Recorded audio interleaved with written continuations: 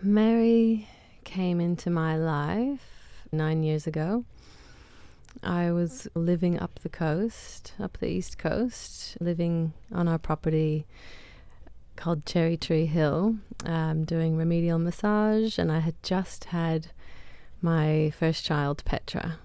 I actually wasn't working at the time. I was on a sabbatical. Petra must have been 3 or 4 months old. And I wasn't taking any clients, but I had a phone call from a woman who said she was traveling up the East Coast writing a book. Would I have time to make space for her? And I just thought, why not? Yes. And so Mary came for her treatment, and I met this amazingly poised, graceful, strong yet soft and spiritual woman. Immediately was enamored by meeting her for the first time, but doing the initial client consultation, hearing that she had just lost her husband was very, very moving, very touching. And I found myself very open to Mary, hearing what she had just gone through and just seeing her holding herself with strength, integrity, and with so much clarity. Touched by this person. Following her massage, I invited her down to the house. I had made some soup, and I said, come have lunch, meet my mother, meet my baby. I invited her to stay at the bush studio. We've got a little bush studio that we've made for all our climbing friends who need a place to stay. And I thought, Mary, if you need a place to come and write your book, we've got this beautifully positioned studio out in the middle of the bush. To me, it's heaven. I took her out to this studio and just had one of these rare moments where I had nothing but time. Luckily, Mary had plenty of time. We'd had this great connection where we shared that space and time and shared energy, basically. It felt really heart connected. So that was my first meeting of Mary, my first and only. That stayed with me for a long time. Years passed. I had another child, Asha. My life became very busy, very consumed. Mary would drop into my mind every now and then. I knew she was writing. She had been working on the story of Adrian's death. I forgot to say that when I first met, when we were having our conversation, and I asked Mary how Adrian died, I'll never forget this. She said, he died magnificently. That stuck with me deeply. That kept coming back to me over the years. How many years went by? I think maybe 5. She did try to contact me within that year to get another massage. I think we were on the West Coast traveling, and I couldn't fit her in. The alignment wasn't there to make it happen again.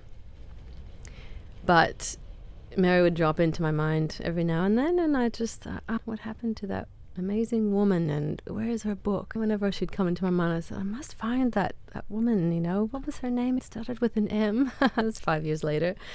I couldn't find her phone number. I went through my client records. M, okay, all of the M's. This person, Mary Dwyer, but there's no phone number. Why didn't I write down her phone number? It was unlike me to not have that in my client records. But so she was elusive at the time. And, I let it go. Another few years passed, but there were points when I would have this woman come back into my mind and back into my consciousness. Up and down and here and there it would happen. At one point I Googled, Hobart author, husband, death, nursing, all this, just searching to see if maybe her book's written. And nothing. And exactly 2 weeks ago, the last year, the connection and the desire to reconnect was getting really strong. I've been doing a lot of breath work and body work and drawing into this spirit for me that's been empowering me and my core soul contact of healing work and engaging and wanting to connected to source and wisdom, and this kept coming in. So 2 weeks ago, I was up at my studio. I was between clients. I had been through my client records several times, looking, and then I thought, for some reason, okay, one more try. One last ditch effort. I went through from A to N. That didn't work. Next client, saw that person. Then between the next client, finished the alphabet to no avail. And then in my next client, a man who's quite spiritually connected. He's traveled the globe on quests and written. He's very well read on spiritual journeys. Gave him his massage, and after his massage, we were talking about what he was up to that week, how he might be able to get a follow-up in Hobart, because I also work down here. And Quint said, well, I've got this book launch on Thursday. And I thought, it's a fantastic book. Anyone would love it who's experienced death or will experience death in their life. And it's fantastic for anyone. And I started getting goosebumps. Like, really? A book about a death? And he said, yes, Mary Dwyer, she nursed her husband through his death. I still get goosebumps when I tell the story. I had only just been searching through my client records thinking last chance, I'm never going to find her again. And then here she is. And I knew as soon as he told me Mary Dwyer had written this, she just finished her book about her husband dying of cancer. I just knew it was her. And I was so excited. I'm trying to finish it. I was like, but you don't understand. This is amazing. Oh, it was really cool.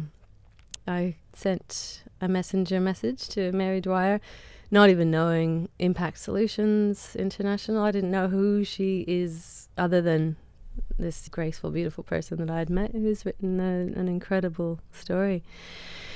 I told her who I was, and I wondered if you might remember me and remember this and that, and told her a brief outline of how I came to get into contact with her. And bless her, she remembered and said, oh, please come to this launch. It'd be great to reconnect. And would I be willing to tell the story? And here I am. I have since learned how incredible a person she is and how impactful are her global efforts. Now that I've read and learned more about what she's doing and who she is, I think it's really profound and quite beautiful and really exciting. So I hope the story is worth telling. So I will be going tonight to the book launch, and I haven't seen Mary in 9 years, so this will be the first time we'll see each other. I look so forward to reading the book and being connected to Mary and knowing more of her work. That's incredible, really. Really think so? Yeah. I think so. Yeah. I think so. That's good. Yeah.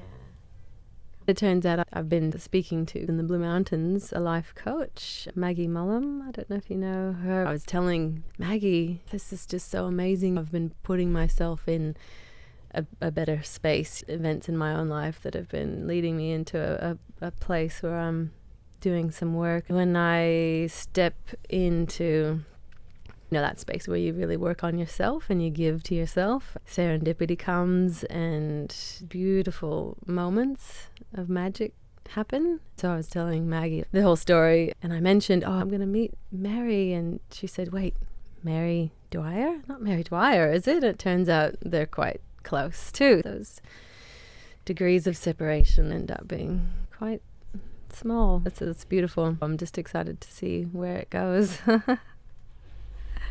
You talked about her energy.